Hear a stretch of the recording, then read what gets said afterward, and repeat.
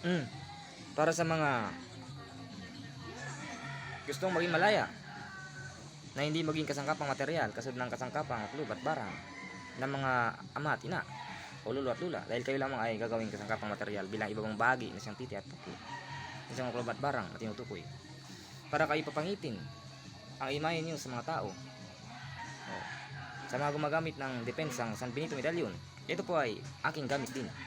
At yan po ay sa musikang medalyon. Yan po ay para sa mga musikerong medalyon. Sa pinakadepensa ng angkan. Oh, una, manaling ka, mananalangin ng isang ama namin, isang sumasampalataya, isang Abaginong Maria,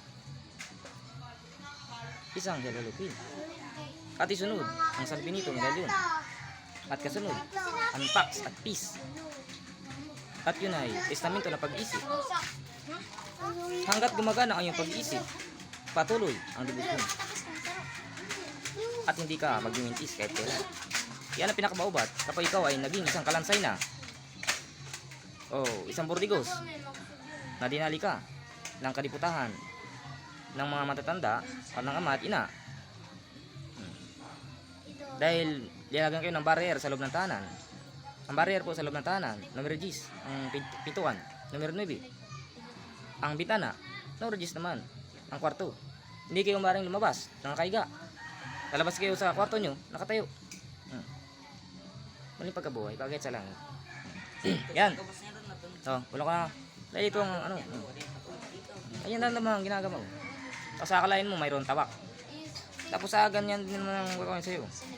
Akala mo, dinali ka ng munot bagi. Yun pala, dinali ka lang naman ng labing-labing nyo, ng inyong asawa. Ang langit asaan?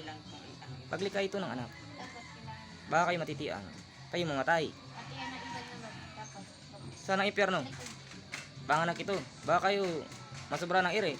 Kayo mamatay. Yun lang yun. At ang ginagamit, babae lang naman ang ginagamit. Kasangkapang material yan sa lihim na kasaysayan. Ang babae. Oh, dahil ang babae, vlog. Oh, dahil ang babae ay may kakayahan buhayin ang laman. Kasi ang taniman ng binhi ng musasa. Ay, tinan nyo na. Yan ay request ng aking mga tagapagturo ng kapanahonan pa.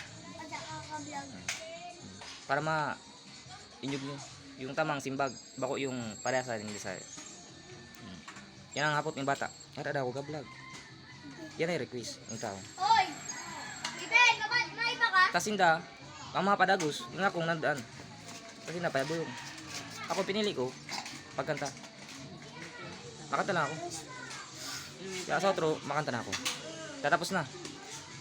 Ang tapos, kauluan ng pasyon, saan taon man sa na yun. Basta may mundag ka na, dahil ang pasyon. Ginawa mo na yun. Ang pasyon, kabuuan sa yun yung imong ginawa, proseso. Hanggang sa may mundag ka. Pag may mundag ka na, dahil ang pasyon.